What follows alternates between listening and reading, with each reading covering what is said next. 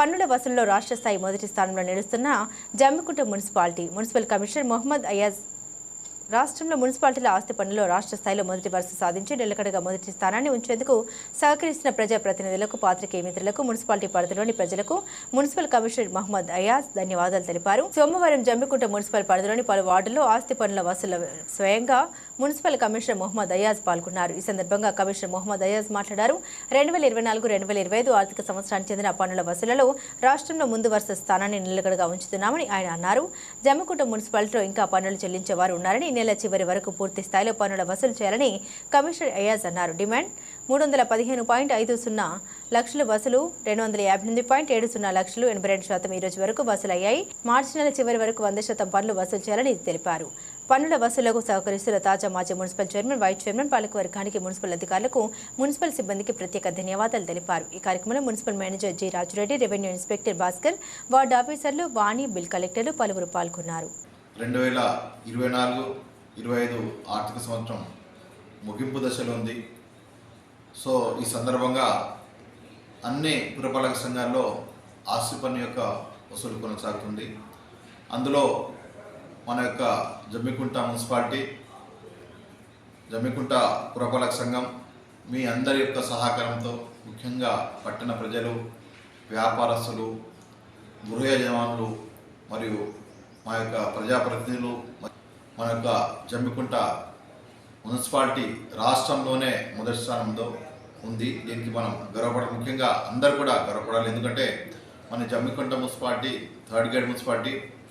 అన్ని 141 మున్సిపాలిటీలో ఈరోజు ముందంజలో ఉందంటే దానికి కారణం మీ అందరి యొక్క సహకారం మరియు మా యొక్క అధికారులు, సిబ్బంది యొక్క కృషి. సో మన జమ్మికుంట మున్సిపాలిటీ యొక్క టోటల్ డిమాండ్ వచ్చేసి 3,15,50,000. సో ఇప్పటి వరకు మనం వసూలు చేసినవి 2,57,00,000, అంటే సుమారుగా 81.64% ఈ రోజు వరకు వసూలైంది.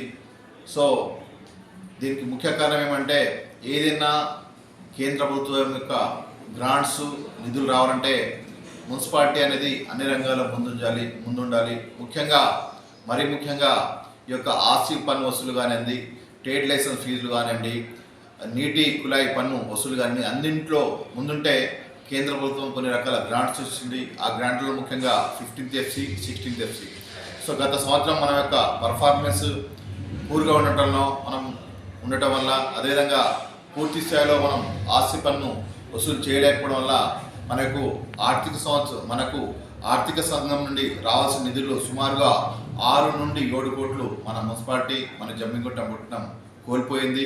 సో ఈ సంవత్సరం మనం ఆ యొక్క డిమాండ్ అవుతుందో జీడిపి గ్రోత్ 12.5%, అది ఆల్రెడీ రీచ్ అయ్యాం. అంటే 16th FC గ్రాంట్స్కు మన పురపాలిక ఆల్రెడీ ఎలిజిబుల్ అర్హత పొందింది. మాకు మీరు సహకరించిన విధానంతో ఈరోజు జమ్మికుంట మున్సిపాలిటీ, జమ్మికుంట పట్టణం రాష్ట్ర స్థాయిలో ముందుండడంతో మనకు 16వ సంఘం ఆర్థిక నిధులు మనకు వచ్చే అవకాశం ఉంది.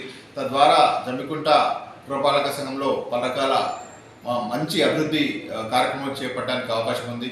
సో దయచేసి ఇంకా ఈ ఆర్థిక సంవత్సరం ముగింపు దశలో ఉంది కాబట్టి మిగతా వారు ఎవరైతే ఇప్పటి వరకు ఆస్తి పన్ను చెల్లించలేదో, నీటి కుళాయి పన్ను చెల్లించలేదో, ట్రేడ్ లైసెన్స్ చెల్లించలేదో, అదేవిధంగా అడ్వర్టైజ్ ఛార్జ్ చెల్లించలేదు, దయచేసి వారందరూ తక్షణమే చెల్లించి మన పురపాలక సంఘానికి, మన జమ్మికుంట పట్టణానికి సహకరించండి. ఎందుకంటే రాష్ట్ర స్థాయిలో ముందంజలు రావడం అంటే మనందరికీ, ముఖ్యంగా జమ్మికుంట పట్టణ ప్రజలకు, మనకందరికీ గర్వకారణం.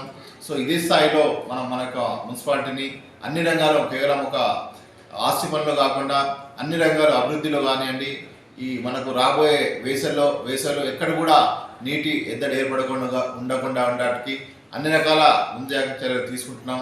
ఎక్కడ కూడా ఏ ఇబ్బంది వచ్చినా దయచేసి మున్సిపాలిటీకి సహకరించండి, సంప్రదించండి. మరియు దయచేసి ఇంకొక నా యొక్క హంబల్ రిక్వెస్ట్ ఏమంటే, ఇప్పటికైతే ఆస్తి పన్ను చెల్లించే వాళ్ళకు 2% పెనాల్టీ పడే అవకాశం ఉంది. కాబట్టి దయచేసి అందరూ కూడా ఆస్తి పన్ను త్వరగా చెల్లించి మన పురపాలికను రాష్ట్ర స్థాయిలో ముందంజలో ఉంచడానికి ప్రయత్నిస్తారని, సహకరిస్తారని ఆశిస్తున్నాను.